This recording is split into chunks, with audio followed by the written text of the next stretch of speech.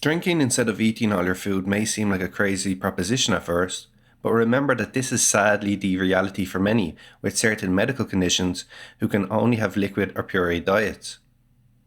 So, since populations like those with difficulty swallowing or intestinal issues, for example, already do it, is it possible as a weight loss strategy in principle? Theoretically, anyone could blend their meals and snacks and still obtain the exact same nutrients they get from eating a solid food based weight loss diet, foregoing the harmful disadvantages of nutrient deficiencies or severe calorie restriction that other liquid diets, such as smoothie diets, present.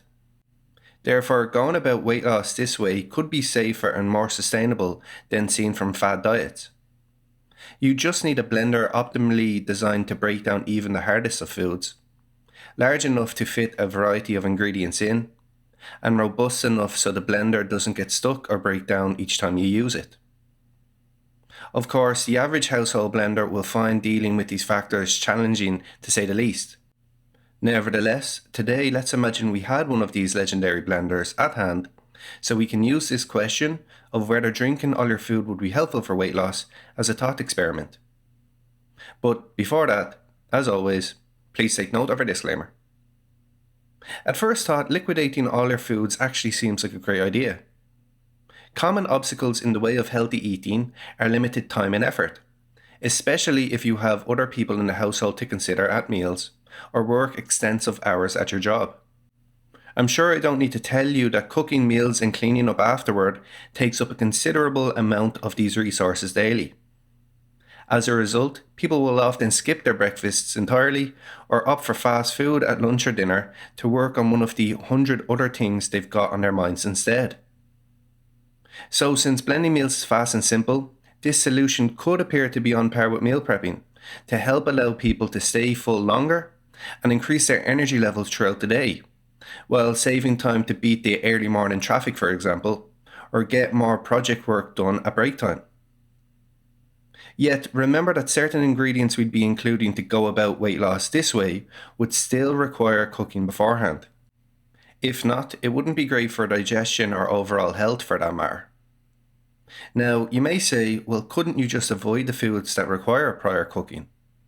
But then you run into the problem of potential nutrient deficiencies from excluding whole food groups and a higher likelihood for dangerously low calories, again, like typically seen in smoothie diets.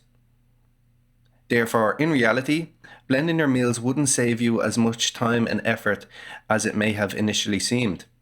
Maybe quite the opposite if you think about it. On the other hand, what problems may come about from trying to lose weight this way? Let's start with the elephant in the room: the sheer distaste these liquid meals would have. I mean, it's already hard restricting foods we like when on a weight loss diet. And then we're going to go further and worsen the taste of meals and snacks we actually do like that could be included by blending them? I think you'd agree that this wouldn't be sustainable or pleasant. Although some people do include meat in smoothies often, given that protein powder contains protein, vitamins, and minerals from meat sources, this could present an alternative for those that would be understandably put off by this, improving the taste marginally. Still, some might also opt to include added sugar to improve the taste, creating a bad dieting habit when they're supposed to be creating good ones. Next, you mightn't realize it at first, but we take a lot of satisfaction from the texture of meals or snacks on top of taste. Food texture refers to the qualities of a food that can be sensed with the mouth and hands. For example, foods can be liquidy, crumbly, chewy, creamy, smooth, hard, soft, and crispy. Therefore, since most types of texture from foods we like will pretty much be shut out from a liquid diet, our appetite for these foods will likely skyrocket. And there is literature that supports this. For instance, half of the studies included in a 2020 systematic review and meta-analysis exploring the effect of food texture on calorie intake reported that certain types of food texture suppressed appetite and reduced food intake. These included foods of solid form and those with higher viscosity, lubricity, and air content. Likewise, the quantitative analysis of the review demonstrated a clear significant reduction in hunger from having solid food compared to liquid food. One specific example showing this can be seen in a 2009 study by Flood and Rolls, where they investigated the effect of fruit in different forms on calorie intake and fullness at a meal. In the study, the researchers took 58 subjects and gave them solid apple pieces 15 minutes before a meal one day, and then applesauce 15 minutes before a meal another day. Upon data review, they found that the apple pieces led to fewer calories consumed at the following meal than the applesauce, suggesting that the changes in food texture caused a difference in appetite. On a side note, if you're interested in undertaking our evidence-based and results-backed personalised Plato weight management program, please click the link in the top right-hand corner of the video or follow the link in the description. Moreover, a concern for liquid-based diets is that some people might accidentally intake too few calories day by day. If you're not careful, you might overestimate the portion sizes of certain ingredients you're including when putting them into the blender, thinking you're intaking the same amount you typically consume for a solid meal when actually it's less. And when you're on a weight loss diet, this difference in quantity doesn't have to be big to put your daily calories into the red. Generally, it's advised not to consume less than 700 calories below your maintenance calories. Each person will have a different maintenance calorie estimate, so if you'd like to calculate yours, I'll leave a link to do this in the description section. Some dangers from prolonged excessive calorie reduction are that it could worsen immunity, heighten the likelihood of fractures, hamper fertility for women, and since each vitamin and mineral we consume daily has essential functions for ideal health in some way, it means that if they aren't there, neither are there health-related benefits. Other adverse, albeit not as severe, side effects, but still troublesome nonetheless, are that excessive calorie restriction will leave you very hungry and irritable throughout the day and wipe out your overall energy. Contrarily, for others, liquid diets might lead to weight gain. The reason is that there is strong evidence indicating that liquid foods aren't as good for feelings of fullness as solid ones. Two separate studies exploring the effects of meal replacement bars versus shakes on hunger and desire to eat found that while the liquid meal replacement reduced both for 3 hours, the bar did so for 5 hours.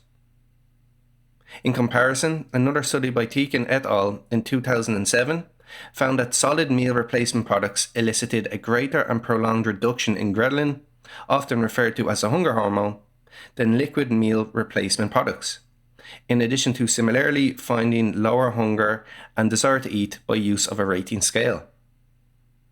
It's not completely clear what the cause of this effect could be put down to, but a 2008 study by Stull et al. Proposes that, number 1, the chewing of food may provide a satiety signal not triggered by the swallowing of liquids.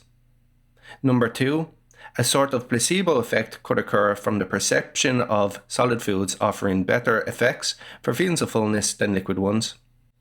And number 3, that since liquids are digested faster than solids, there can be fewer opportunities for filling nutrients to be uptaken by the body. Therefore, liquidizing all your meals for weight loss probably isn't as good an idea as you might have hoped. And that's if you are even able to obtain the adequate equipment to do so.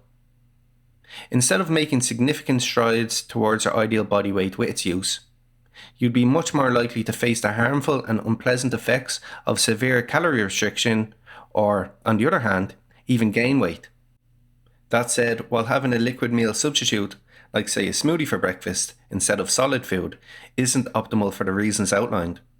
For some people, this might be a practical alternative to meal prepping to facilitate the intake of enough healthy, energy-rich, and filling calories to aid dieting efforts. Just be strategic with it. Is there anything further to add that may be helpful? We'd love to hear from you in the comments section down below. Additionally, if you're new here, make sure to like and subscribe to our channel. So, that has been our video. Thanks for listening, and I'll see you next time.